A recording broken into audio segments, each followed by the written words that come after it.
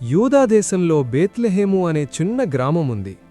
అక్కడ యెషై అనే ఒక దైవభక్తిగల వ్యక్తి నివసిస్తున్నాడు. దేవుని ఆశీర్వాదంతో అతనికి 8 మంది కుమారులు జన్మించారు. వారిలో 7 చాలా అందంగా, బలంగా, ఎత్తుగా పెరిగి పెద్దవారయ్యారు. కాని అందరికంటే చివరివాడు 8వ కుమారుడే దావీదు. దావీదు పుట్టినప్పుడు మిగతా అన్నలంత గంభీరంగా లేకపోయినా ఎర్రని ఛాయతో, అందమైన కన్నులతో చూడముచ్చటగా ఉండేవాడు.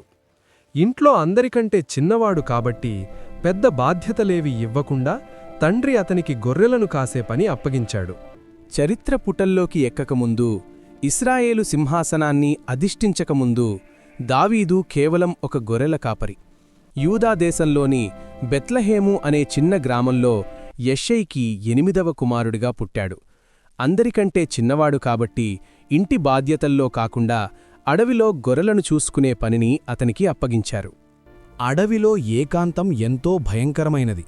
కాని దావీదు ఆ ఏకాంతాన్ని దేవునితో సహవాసంగా మార్చుకున్నాడు.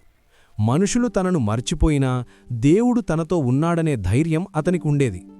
ఆ కొండల్లో తన కిన్నెర మీటుతూ సృష్టికర్తను స్తుతిస్తూ గంటల తరబడి గడిపేవాడు. మనం చదివే అద్భుతమైన కీర్తనలకు పునాది పడింది. గొర్రెల కాపరి అంటే ఆషామాషీ కాదు. ఎలుగుబంటి వచ్చినప్పుడు, మందమీదకు సింహం వచ్చినప్పుడు పారిపోవడం పిరికివాని లక్షణం. కాని దావీదు దేవుని బలం మీద ఆధారపడి ఆ క్రూర మృగాలను సైతం ఒట్టి చేతులతో చీల్చి చెండాడాడు. ఈ లోకానికి అతను కేవలం గొర్రెల కాపరి కావచ్చు, కాని దేవుడు అతన్ని ఒక గొప్ప యుద్ధవీరుడిగా అడవిలోనే తర్ఫీదు ఇస్తున్నాడు. కాలం గడిచింది. ఇశ్రాయేలుకు కొత్త రాజు కావలసి వచ్చింది.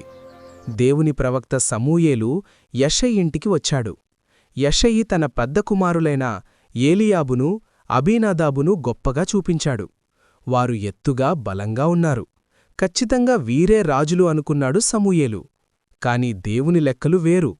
మనుషులు పైరూపాన్ని చూస్తారు, నేను హృదయాన్ని చూస్తాను అని దేవుడు వారిని తిరస్కరించాడు. చివరకు గొర్రెల మంద దగ్గర నుండి దావీదును పిలిపించారు. దుమ్ము కొట్టుకున్న బట్టలతో, ఎర్రని ముఖంతో ఉన్న ఆ చిన్నవాడే దేవుడు కోరుకున్న రాజు.